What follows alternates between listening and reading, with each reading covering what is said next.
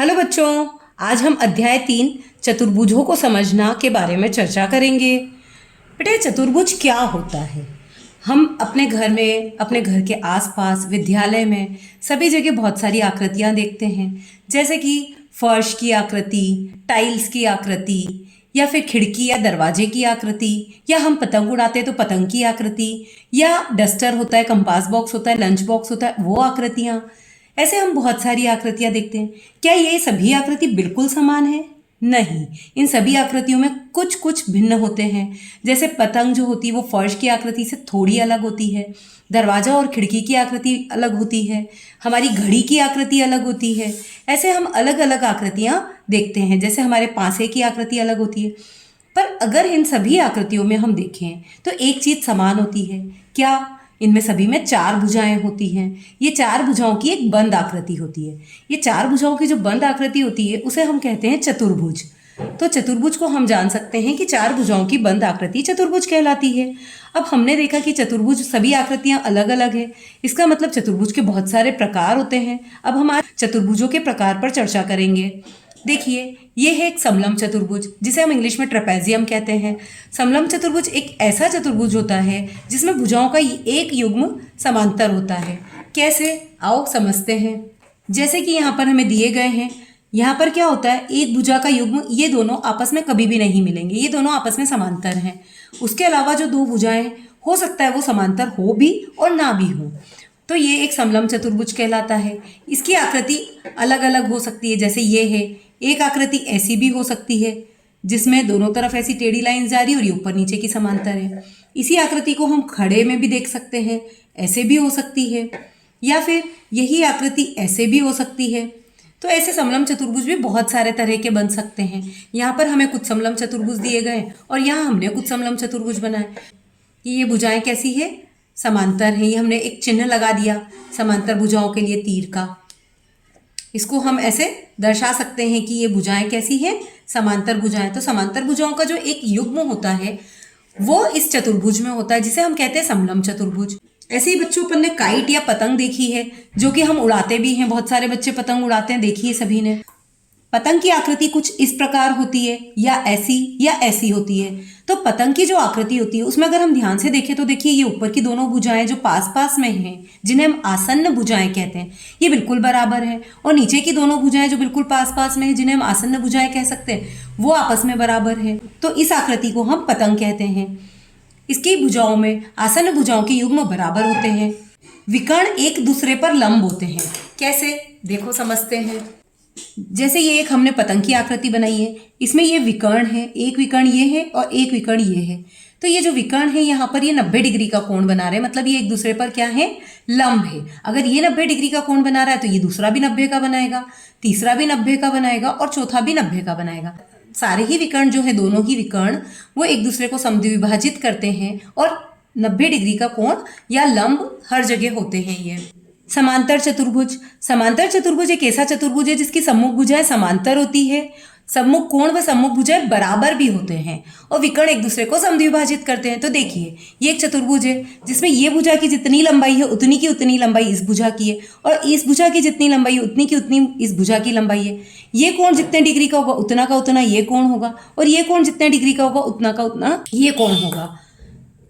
इसमें और भी आकृतियां हो सकती है, जैसे कि आयत, वर्ग, या फिर ये ऐसी खड़ी में भी आकृति हो सकती है। तो समांतर चतुर्भुज की भी बहुत सारी आकृतियां हो सकती है। ये समांतर चतुर्भुज है हमारा। इसमें ये भुजा और ये भुजा आपस में बराबर है, ये भुजा और ये भुजा आपस में बराबर है, ये कोण और ये कोण आपस में बराबर है, और ये कोण और ये कोण आपस में बराबर है। ऐसे इसके आमने सामने के कोण बराबर होते हैं और आमने सामने की भुजाएं भी बराबर होती है। और ये इसके जो विकर्ण होते हैं, ये एक दूसरे को समद्विभाजित करते हैं। ये इसके विकर्ण हो गए। समचतुर्भुज। समचतुर्भुज एक ऐसा चतुर्भुज है जिसकी सभी भुजाएं बराबर लंबाई की होती है। समचतुर्भुज में एक समांतर चतुर्भुज और पतंग के सभी गुण विद्यमान होते हैं। समचतुर्भुज के विकर्ण परस्पर लंब होते हैं। तो इसमें पतंग के भी गुण होते हैं, जैसे कि इसके विकर्ण 90 डिग्री का कोण बनाते हैं, तो उसे हम लंब कहते हैं। तो जो समचतुर्भुज होता है वो समांतर चतुर्भुज और पतंग दोनों के गुणों को दर्शाता है। अब हम देखते हैं आयत। आयत वह समांतर चतुर्भुज है जिसका प्रत्येक कोण 90 डिग्री का होता है। तो देखिए यहाँ हमने एक आयत बनाया है। इसके प्रत्येक कोण को देखेंगे तो सभी एक दूसरे पर लंब है भुजाएं, और यहाँ पर समकोण या 90 डिग्री का कोण बन रहा है। और इसके जो विकर्ण होते हैं वो भी एक दूसरे को समद्विभाजित करते हैं। तो आयत में सभी कोण समकोण होते हैं और इसकी आमने सामने की भुजाएं भी बराबर होती है और आमने सामने के कोण भी बराबर होते हैं, मतलब ये एक समांतर चतुर्भुज भी है। ऐसे ही वर्ग वह समांतर चतुर्भुज है जिसकी सभी भुजाएं बराबर होती है और प्रत्येक कोण 90 डिग्री का होता है। तो देखिए यहाँ पर हमने एक वर्ग बनाया है, इसका प्रत्येक कोण 90 डिग्री का है और इसकी सभी भुजाएं आपस में बराबर है। इसके विकर्ण भी एक दूसरे को समद्विभाजित करते हैं और इसके विकर्ण पर यहाँ 90 डिग्री का कोण भी बनता है। वर्ग जो होता है वह समलंब चतुर्भुज, पतंग, समांतर चतुर्भुज, सम चतुर्भुज, आयत और वर्ग सभी के गुणों को वर्ग दर्शाता है। तो वर्ग को हम चतुर्भुज का राजा भी कह सकते हैं। चतुर्भुज के कोण, योग, गुणधर्म। एक चतुर्भुज के सभी अंतः कोणों का योग 360 डिग्री होता है। इसको समझने के लिए देखो एक गतिविधि करते हैं। हमने देखा है कि त्रिभुज जो होता है उसके तीनों कोणों का योग 180 डिग्री होता है। अगर हम इसी के साथ एक त्रिभुज और जोड़ दें तो देखो इसके भी तीनों कोणों का योग 180 डिग्री होगा। 180 और 180 को जब हम प्लस करते हैं तो वो होता है 360 डिग्री। तो हम ऐसे याद भी रख सकते हैं कि चतुर्भुज के चार कोणों का योग 360 डिग्री होता है। बहुभुज के बाह्य कोणों के मापों का योग, किसी बहुभुज के बाह्य कोणों के मापों का योग 360 डिग्री होता है। भले वो कोई सा भी बहुभुज हो, 4 भुजा वाला, 3 भुजा वाला, 5 भुजा वाला, 6 भुजा वाला, कितनी भी भुजा का बहुभुज हो, उन सभी के बाह्य कोणों का योग 360 डिग्री ही होता है। प्रश्नों को पढ़कर दिए गए विकल्पों में से सही उत्तर चुनकर लिखिए और सामने दिए गए सही घेरे को भरिए। प्रश्न क्रमांक 1, किसी चतुर्भुज के चारों अंतः कोणों का योग होता है। अभी हमने देखा था कि चतुर्भुज के चारों अंतः कोणों का योग 360 डिग्री होता है, तो हमारा सही जवाब होगा डी, 360 डिग्री। प्रश्न क्रमांक 2, यदि किसी चतुर्भुज के विकर्ण परस्पर समकोण पर समद्विभाजित करें तो वह होगा। अगर किसी चतुर्भुज के विकर्ण परस्पर समकोण पर विभाजित करते हैं तो वह एक समचतुर्भुज होगा, क्योंकि समलंब चतुर्भुज में जरूरी नहीं है कि विकर्ण समकोण पर हो, आयत में भी नहीं होते, तो वह होगा एक समचतुर्भुज। प्रश्न क्रमांक 3, षडभुज के प्रत्येक अंतः कोण का योग है। तो देखिए इसके लिए एक सूत्र होता है n-2 इंटू 180 डिग्री। n यहाँ पर क्या है, कितनी भुजाएं, षडभुज मतलब 6 भुजाएं हैं, तो n मतलब 6, तो 6 - 2 इंटू 180 डिग्री, तो 6 में से 2 घटाया तो 4 और 180 डिग्री, 18 का पहाड़ा 4 बार बोलेंगे तो 72 आएगा, तो 720 डिग्री। इसका आंसर होगा सी, 720 डिग्री। प्रश्न क्रमांक 4, एक चतुर्भुज के 3 कोण बराबर है, चौथे कोण की माप 120 डिग्री है, बराबर कोणों में से प्रत्येक की माप क्या होगी। तो देखिए हम एक चतुर्भुज बनाते हैं, कैसा भी बना सकते हैं, हम रफ बना रहे हैं और इसके ये 4 कोण बना दिए हमने। इनमें से एक की माप दे रखी है 120 डिग्री और बाकी सब बराबर है, तो हम सबको x मान लेते हैं। अब हमने देखा है कि चतुर्भुज के चारों कोणों का योग 360 डिग्री होता है, तो हम क्या करेंगे, तीनों बार x जो है उसको प्लस करके 120 डिग्री से प्लस करके इसको बराबर में लिख देंगे 360 के। अभी 3 बार x इसलिए हो जाएगा 3x प्लस 120 डिग्री बराबर 360 degree. 3x as it is रह जाएगा, 360 में से 120 को घटा देंगे तो कितना आ जाएगा, 240 डिग्री, कितना, 3x के बराबर। अब ये जो 3 है इसको हम इसके भाग में ले जाते हैं, तो 3 × 8 = 24 मतलब 80 डिग्री, तो x बराबर 80 डिग्री। प्रश्न क्रमांक 5, एक वर्ग ABCD में विकर्ण O बिंदु पर मिलते हैं, तब त्रिभुज AOB है। तो देखिए हमने ये एक वर्ग बनाया है, इसमें विकर्ण कहाँ पर मिल रहे हैं, O पर मिल रहे हैं, ये O बना दिया। तो AOB हम इसको नाम दे देते हैं ABCD, तो AOB ये हो गया। तो ये क्या होगा, तो देखिए वर्ग के जो विकर्ण होते हैं एक दूसरे को समद्विभाजित करते हैं, बराबर होते हैं। जब बराबर हैं और बराबर भागों में काट रहे हैं तो ये भुजा और ये भुजा आपस में कैसी होगी, बराबर होगी। जब ये दोनों बराबर होगी तो वर्ग जो होगा उसमें से जो ये त्रिभुज बनेगा वो एक समद्विबाहु त्रिभुज बनेगा, जिसकी 2 भुजाएं आपस में बराबर होगी और यहाँ पर एक 90 डिग्री का कोण बनता है, तो इसलिए समद्विबाहु समकोण त्रिभुज बनेगा। प्रश्न क्रमांक 6, एक समबाहुभुज की भुजाओं की संख्या ज्ञात कीजिए जिसके प्रत्येक बाह्य कोण का माप 60 डिग्री है। तो हम जानते हैं कि समबाहुभुज की भुजाओं की संख्या के लिए सूत्र क्या होता है, 360 डिग्री बटे बाह्य कोण की माप। अगर हमें बाह्य कोण की माप दी है तो हम ये सूत्र लगा देंगे, अगर हमें भुजाओं की संख्या दी है तो हम बाह्य कोण की माप को इधर लिख के भुजाओं की संख्या को इधर लिख देंगे। ऐसे करके हम दोनों के मान ज्ञात कर सकते हैं। तो अभी हमसे बाह्य कोण की माप दी गई है, तो अभी हमें बाह्य कोण की माप दी गई है, तो 360 बटे 60, तो 60 से अगर 360 को काटते तो आंसर आएगा 6, तो समबाहुभुज की भुजाओं की संख्या हमारे पास आएगी 6। प्रश्न क्रमांक 7, दी गई आकृति में कोण x का मान ज्ञात कीजिए। तो देखिए हमें यहाँ पर एक आकृति दी गई है जिसकी भुजाओं को बढ़ाया गया है। जो ये बाहर की तरफ बढ़ाते हैं ना हम भुजाओं को, तो इससे जो बाहर कोण बन रहा है इसको हम बोलते हैं बाह्य कोण। और हमने देखा था कि बहुभुज के बाह्य कोणों की माप का योग 360 डिग्री होता है। तो हमें जो दिए गए हैं उन तीनों को हम लिख लेंगे और जो नहीं दिया गया उसको भी लिख लेंगे। इन चारों को आपस में जोड़कर हम इसको 360 के बराबर लिख देंगे। अब जो संख्या उनको आपस में जोड़ दिया, x को छोड़ दिया, संख्या को इसमें से घटा देंगे तो हमारे पास x का मान आ जाएगा। एक बहुभुज का प्रत्येक अंतःकोण 108 डिग्री का, इसकी भुजाओं की संख्या ज्ञात कीजिए। तो हमने जो भुजाओं की संख्या ज्ञात करने का सूत्र देखा था उसमें हमें बाह्य कोण की माप की आवश्यकता होती है और हमें दे रखा है अंतःकोण का माप। तो हम सबसे पहले बाह्य कोण का माप ज्ञात करेंगे। तो बहुभुज के बाह्य कोण का माप ज्ञात करने के लिए हम इसे 180 डिग्री में से घटा देंगे, क्योंकि देखिए ये एक सरल रेखा बनती है। बहुभुज का जो बाह्य कोण बनता है वो एक सरल रेखा पर बनता है, वो हमेशा 180 डिग्री का होता है। तो जो हमें अंतःकोण दिया है उसको हम बाह्य कोण में से घटा देंगे तो हमारे पास बाह्य कोण का माप आ जाएगा। अब भुजाओं की संख्या ज्ञात करने के लिए 360 से हमारे पास जो मान आया है उसको हम भाग दे देंगे 360/72, तो हमारा आंसर आ जाएगा 5। भुजाओं की संख्या होगी 5। प्रश्न क्रमांक 9, दिए गए समांतर चतुर्भुज PQRS में कोण R बराबर 80 डिग्री हो तो अन्य सभी कोणों की माप ज्ञात कीजिए। तो देखिए हमने समांतर चतुर्भुज के जब गुणधर्म पढ़े थे तो हमने ये सीखा था ना कि अगर ये जो कोण जितने भी डिग्री का है उतना का उतना सामने वाला होगा। तो देखिए ये 80 का है तो ये भी 80 का होगा, और साथ ही में ये जो दोनों पास पास वाले कोण होते हैं ये 180 डिग्री के होते हैं दोनों मिलकर।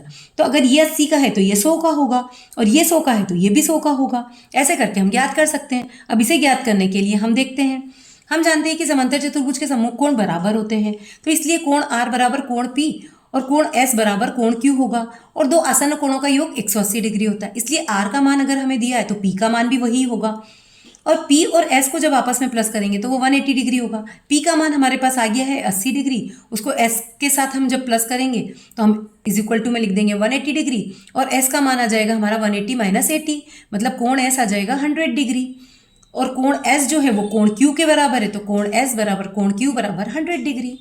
प्रश्न क्रमांक 10, किसी समबाहुभुज के बहिष्कोणों का अंतःकोण से अनुपात 1:4 है। इस बहुभुज की भुजाओं की संख्या ज्ञात कीजिए। बहिष्कोण व अंतःकोणों का अनुपात हमें दिया गया 1:4। जब भी हमें अनुपात दिया जाता है तो हम उसे x के साथ मान लेते हैं। 1x + 4x दोनों मिलाकर हुआ 5x और बहिष्कोण और अंतःकोण दोनों को मिलाते हैं तो 180 डिग्री के बराबर होते हैं। तो 5x को हम 180 डिग्री के बराबर रख देते हैं तो x बराबर हो जाएगा 180/5, तो x बराबर हमारा आ जाएगा 36 डिग्री। अगर x बराबर 36 डिग्री है तो 1x की वैल्यू और 4x की वैल्यू हम ज्ञात कर सकते हैं। 1x तो वही होगा 36 डिग्री और 4x के लिए हम 4 में 36 का इंटू कर देंगे तो 144 डिग्री। प्रश्न क्रमांक 11, दिए गए समांतर चतुर्भुज में x और y का मान ज्ञात कीजिए। हमारे पास एक समांतर चतुर्भुज दिया गया है जिसमें यहाँ पर मान दिया गया है 120 डिग्री और यहाँ दिया है 6y और यहाँ दिया है 5x + 10। हम जानते हैं कि समांतर चतुर्भुज के सम्मुख कोण बराबर होते हैं, तो अगर ये 120 डिग्री तो ये भी 120 डिग्री होगा। तो इसको हम कैसे ज्ञात करेंगे? 120 डिग्री बराबर 6y, तो y बराबर कितना हो जाएगा? 6 को इसके बटे में ले गए तो 20 डिग्री हो जाएगा। तो y का मान हमारे पास आ गया। अब x का मान ज्ञात करने के लिए हम जानते हैं कि दो आसन्न कोणों का योग 180 डिग्री होता है, तो 120 + 5x + 10 बराबर 180 डिग्री। इसमें से हम बिना x वाली संख्या को जोड़ देंगे और x वाली संख्या को अलग रख देंगे। बराबर में 180 डिग्री। 5x ऐसा कैसा रह जाएगा? जो बिना x की संख्या है उसको इसमें से घटा देंगे 180 में से। 180 में से 130 घटाने पर आएगा 50। 5x बराबर 50 डिग्री, तो x बराबर होगा 50/5, x बराबर 10 डिग्री। तो हमारे पास x और y दोनों के मान आ गए हैं। प्रश्न क्रमांक 12, पतंग PQRS में x और y का मान ज्ञात कीजिए। तो देखिए हमें यहाँ एक पतंग दे रखी है, उसमें s का मान दे रखा है 110, y x और यहाँ पर 60 डिग्री। तो देखिए ये 110 है तो इसका सम्मुख कोण भी 110 डिग्री होगा, क्योंकि पतंग में आमने सामने के एक युग्म बराबर होता है ये वाला। तो देखिए s = q = 110 डिग्री। अब हम जानते हैं कि चारों कोणों का योग कितना होता है? 360 डिग्री। तो 110 + 60 + 110 + x बराबर कितना होगा? 360 डिग्री। हमने यहाँ पे लिख दिया। अब इन तीनों को जब हम आपस में जोड़ते हैं तो 280 डिग्री आ जाएगा। इसको 360 में से घटाने पर हमारे पास x का मान आ जाएगा। प्रश्न क्रमांक 13, दिए गए आयत पेयर, इसका नाम क्या दे रखा है? PAIR में कोण ARI, कोण RMI और कोण PMA ज्ञात कीजिए। तो देखिए आयत का जो कोण होता है वो 90 डिग्री का होता है। हम जानते हैं सभी कोण 90 के होते हैं। तो ये 35 का दिया है तो ये ऊपर वाला कितना होगा? 90 में से 35 को माइनस कर दो तो ये होगा 55 डिग्री का। अब आयत जो होता है उसमें ये जो Z जैसी आकृति बन रही है ना, ये देखो यहाँ से बन रही है ऐसी आकृति, तो उसमें ये कोण और ये कोण आपस में बराबर होते हैं, मतलब ये 35 डिग्री है तो ये भी 35 डिग्री होगा। ऐसे ही ये 55 डिग्री है तो ये वाला भी 55 डिग्री होगा। इसे हम कहते हैं एकांतर कोण। तो एकांतर कोणों की प्रॉपर्टी से हम ये पता कर सकते हैं कि ये कोण भी 55 होगा। अब जो आयत का ये वाला कोण और ये वाला कोण है, क्योंकि ये भुजा आपस में बराबर है तो सम द्विबाहु त्रिभुज में कोण भी आपस में बराबर होते हैं, इसलिए ये 55 डिग्री होगा तो ये भी 55 डिग्री होगा। ये दोनों 55 हो गए। अब हमें इसकी वैल्यू ज्ञात करनी है, तो इसकी वैल्यू ज्ञात करने के हम त्रिभुज के कोणों का योग वाली प्रॉपर्टी लगा देंगे। तो इन दोनों को प्लस करके हम 180 में से माइनस कर देंगे, पी एम ए का मान ज्ञात हो जाएगा, तो हमें आर एम आई का मान ज्ञात हो जाएगा। अगर ये 55 है ये 55 है तो 110, और 110 को 180 में से घटाएंगे तो ये 70 डिग्री आ जाएगा। देखिए R M I plus 55 degree plus 55 degree is equal to 180 degree. कोण आर एम आई बराबर 180 माइनस 110 डिग्री, तो कोण आर एम आई बराबर 70 डिग्री। ऐसे ही त्रिभुज पी एम ए में पी एम ए और आर एम आई बराबर होंगे। क्यों? क्योंकि ये दोनों एक दूसरे के सम्मुख कोण है, तो सम्मुख कोण बराबर होते हैं। तो अगर एक 70 डिग्री का होगा तो दूसरा भी 70 डिग्री का होगा। प्रश्न क्रमांक 14, 30 डिग्री 60 डिग्री 90 डिग्री कोणों वाले दो समान सेट स्क्वायर को आपस में मिलाकर दो अलग अलग प्रकार के चतुर्भुज बनाइए एवं प्रत्येक चतुर्भुज का अवलोकन कर निम्न तालिका को पूर्ण कीजिए। तो देखिए हमारे ज्योमेट्री बॉक्स में ये दो सेट स्क्वायर आते हैं।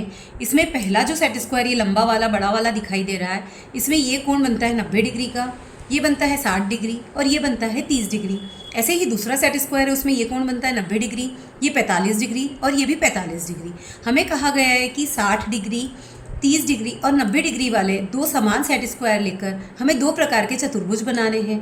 तो हम ये दो समान सेट स्क्वायर ले लेते हैं। इनको आपस में जोड़ने पर देखिए ये एक आयत की आकृति बन रही है जिसमें आमने सामने की भुजाएं बिल्कुल बराबर होती हैं। और इसी को अगर हम दूसरे एक और तरीके से जोड़ने की कोशिश करें तो देखिए ये दूसरी आकृति हमारे पास पतंग की बन रही है जिसमें ऊपर की दोनों भुजाएं बराबर है और नीचे की दोनों भुजाएं बराबर है। तो ये हमारी दो आकृतियां बन गई है। अब हमें जो तालिका दी गई है हम उसे देखते हैं।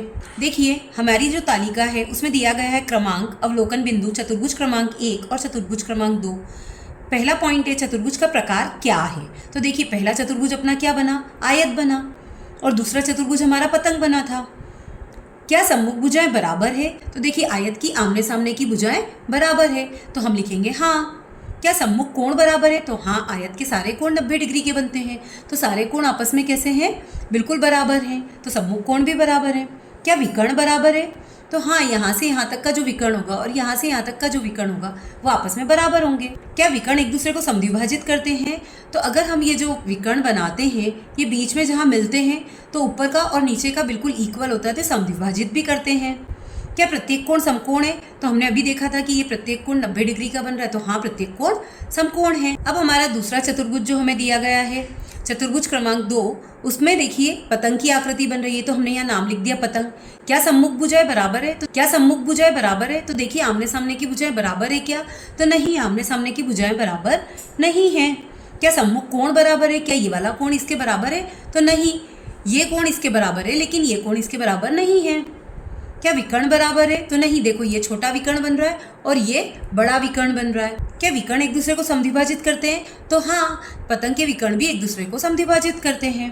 क्या प्रत्येक कोण समकोण है। तो देखो नहीं है ना, 90 डिग्री का कोण नहीं बन रहा है तो प्रत्येक कोण समकोण नहीं है। ये दोनों आकृतियां हमने यहाँ पर बना रखी है, इसे हम देख सकते हैं। प्रश्न क्रमांक 15, एक पतंग विशिष्ट प्रकार का चतुर्भुज बनाकर उसके बाह्यकोणों की मापों का योग ज्ञात कीजिए। पतंग की बाह्यकोणों के मापों को योग ज्ञात करने के लिए हमें क्या करना होगा। सबसे पहले हम एक पतंग बना लेंगे जिसके आमने सामने के कोण तो बराबर होते हैं लेकिन ऊपर नीचे के कोण बराबर नहीं है, तो वो हमने बना लिया। अब बाह्यकोण के लिए हमने क्या किया, भुजा को आगे की तरफ बढ़ा दिया, चारों भुजाओं को।